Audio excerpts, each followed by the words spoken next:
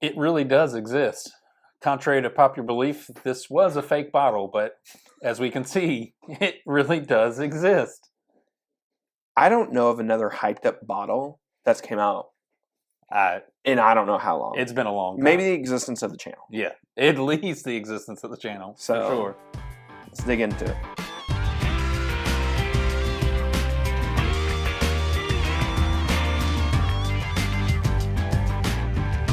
Welcome back to another edition of Bourbon Kingdom. I'm David. And I'm Zach. And today we are going to review the much anticipated, highly sought after, we didn't know if it was real, but it is real, the E.H. Taylor Barrel Proof Rye. Today, Junior. I really wanted that to linger on. I wanted to linger for a bit. It did. At one point in time, I didn't think this was going to make the cut for end of the year. I just didn't think we were going to get it in time. And thankfully, because of a friend of the channel, they were able to hook us up. And we were able to score one. So I'm very, very grateful. That person never allows me to say their name. But you know who you are. Very grateful for you. And again, we didn't get this from our area, correct? No, it came from our area. Oh, it did? Okay. Well, thank you to whoever you are. I'm sure I know who you are. He just forgets. It's early. It's actually, is it noon yet? I don't think it's noon yet. It's probably close. 11:48. Oh, 11:48. That's how it goes. Really quick little stats about it. Obviously, Buffalo Trace makes this. It's 126 proof. I don't know the age, and I've read anywhere from it being 5 to 6 years old, 6 to 7, 6 to 8, 6 to 9. Like, I've heard all of these different numbers on the internet. I don't know what's true. I think it's probably somewhere between like that 6 to 9 range, if I'm just being honest with you. But I don't know for sure. And the mash bill isn't public either. Again, things I've read, that's supposedly a different mash bill. Supposedly there's more malted barley in this.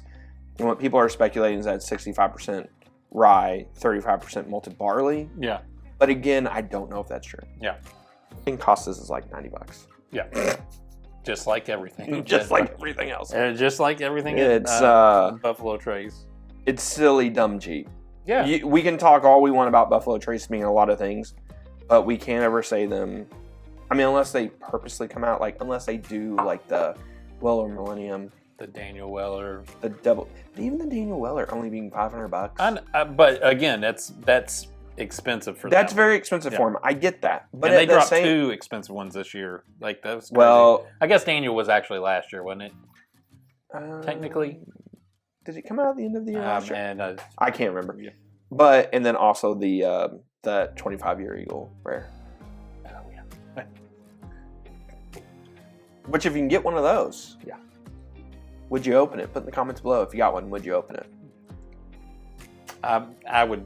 My wife says we're never divorcing. But if I came home with that and opened it and drank it, I think it's one of those you hold on to it and then you start playing the lottery, because then if you hit the lottery, then you can justify opening it. Yeah. Right? True.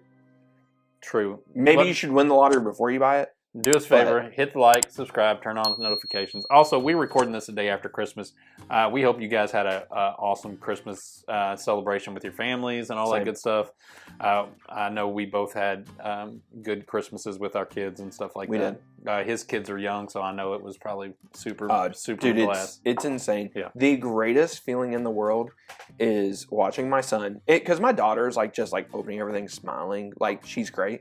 But, like, my son, like, when he ran down and he saw the presents underneath the tree, he's like, oh, this is awesome. Like, and he loses it opening presents. And it's so hilarious. Because, like then the other part is, like, sometimes he's not as excited for one present as another present. Yeah, but, like, he's just so animated. Yeah. And I'm just so grateful for that. So anyway, just Merry Christmas from us to you guys. We've had a good year this year. And to all of our Patreon members, I know you guys are watching this right now. I will run the randomizer. We're doing 3 sample giveaways in our Patreon. Yeah. So for like a little Christmas thing, stuff like that. So this will be one of them. So that has opened up and dramatically changed on the nose. By the way, I have had this a couple times now. Dave hasn't. So I haven't. There's like a little bit of a lemony caramel smell to it. Yeah, it's definitely not as... whenever I first had this, it was so incredibly spicy on the nose and on the palate, and it is not as spicy as what it once was. It doesn't have that ethanol smell that I would think would be there. I mean, it's a little bit, just a hair, but not much, not enough to like be off-putting. There is some ethanol there, but there is a lot of lemon, a lot of citrus. And it's almost like a little bit, like I want to say grape, and I don't know why I want to say grape. It's not grape though. Yeah. It's like, there's some kind of like candy form there. I don't know if it's like a candy plum, candy raspberry, something a little bit darker that would be along those lines. Yeah. It's definitely interesting. It got an interesting nose to it. Also some honey to that. And I won't lie, that honey note to me makes me think that this is actually younger than what... it's probably 2 years. I bet you it's older than 2 years. They're pulling out Chattanooga's MO.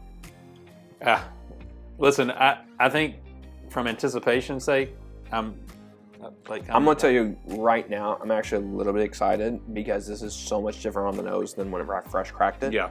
I cracked it. I let it breathe for, I think I let the cap off and I let it breathe in the glass for about 20 minutes before I put the cap back on. And I went back to it. And like I said, It was a intense, very, very intense spice bomb. The more though I nose on it though, the more rye spices and orange come out.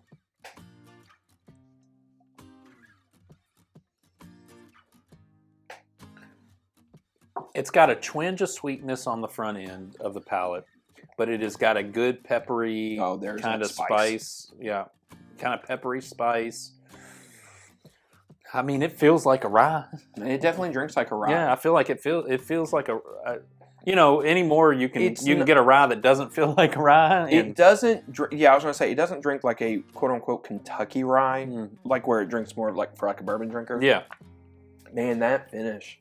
Man, it just hits you like a wave where it just crashes down on you, where you're getting all of that spice and you can feel all of it down here. Now, with that said, this is my first pour of the day. So I take that into consideration. I feel like, from as far as the palate goes, I feel like it is really balanced in what I think I would expect from a rye. Yeah. This has honestly calmed down a lot more than what it was. I mean, it does stay with you. Like, that's punchy, isn't it? Yeah, I agree. It does, but it's in a good way. Like, I think the oak and that spiciness still stays with that with the finish, but in a really good way, honestly. A ton of spice. The earthy tones start coming back up on the second drink on that. A little bit of like a cinnamon candy stick that you'd maybe or it's not quite fully peppermint. Maybe it's like a cinnamon stick and peppermint candy combo there. But yeah, that is, it's crazy. That drink's so different than what I originally thought it was. Yeah. And I'm going to be honest with you guys. When I first drank it, I did not. I said this to my buddy Matt, who messaged me my thoughts on it. And I was like, it's kind of mid. I don't think it's mid. I think it's good. I don't know if it's, man, that finish though was still lasting. Yeah. I don't know if it's like the greatest rye I've ever had in my life. I wouldn't say that. I don't even know if it's like rye of the year. I don't know. But it could be. I don't know. But I don't hate it. No. I think this is good. Now, is it great? I don't know if it's great. But also because we've been waiting for this for so long. Yeah, that's actually a really good point. I was thinking about this. I was thinking about this the other day whenever I tried it. My buddy Scott said this about the 117 series for Old Forester.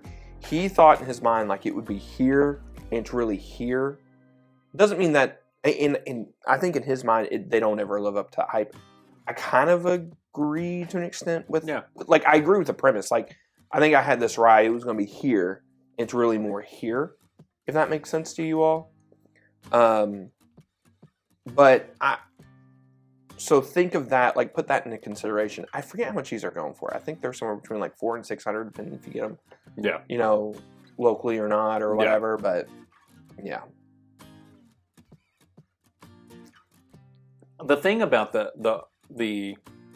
feel like with the Old Forester series, they were a victim of coming out of the gate with a banger. Well, yeah, but his thought was he thought they'd be even better than that. Yeah, but I think what they do is experimental with that, and because it's because it's experimental, like they're not. That's never going to be in their traditional lineups. Yeah. It's never and so a lot of the things that they do are just kind of, and so there's going to be misses. Rum finish. Back to Buffalo Trace, though. Here's my question: do you think they do this on a regular basis or not? I mean, why wouldn't they? They should. Yeah. But it's Buffalo Trace. You just don't know. You don't know what they're going to do. You just don't know what they're going to do. You can't find stuff sitting around. You can't. I mean, some days they put out Blanton's. Other days they put out seasoned oak. You just never know what they're going to do. Or Elmer T. Lee one day. That bottle. Yeah. Yeah. The monster bottle of Elmer T. Lee. Here's what I would say about this. So I agree it's good, right? Yeah, I think it's good. I think it's very good. I think it is. I think it's so much put together after some airtime. Mm-hmm. I'd be interested to go back and revisit it a little bit down the road. And it's staying with you. Like I'm still. Yeah. I'm still sitting here and I can still taste the remnants of it. It is. Do I think I have to have this? No. Is it fun to have? Yes. I think I would be happy if I got it for $90. Yeah, I don't think I'd pay secondary. Not what secondary is now. Yeah. Yeah. No, I don't think so either. But I mean, as far as having a good, hard to find bottle, it's a good bottle. It's solid through and through. Yeah. I really do think since it's opened up a little bit now, I think it's much better than what my first initial. I kind of wish I would have been here when you opened it so that I could taste it that way. Well, like just for kicks and giggles. Think of it just like think of the most rye stick you could chew on, and that's kind of like what you were chewing on. And at first I was like, man, this is not only bad, like it's a total miss. Yeah. This doesn't drink like that at all. Yeah. This is I think if you are a traditional rye drinker and you enjoy a traditional rye, this is going to be much more up your alley. If you want something more of a Kentucky rye where it's a little bit more sweet, a little bit more bourbon-ish, this might not be your jam, but there are some sweeter parts to it. But as a traditional non-rye lover, I like this. This is good. So, yeah, that's true. And if you like it, then it's good. I actually do like it. So, all right, tell us if you've had it. Tell us if it's popped up in your area ever. And until the next time, we'll see you. We'll see you.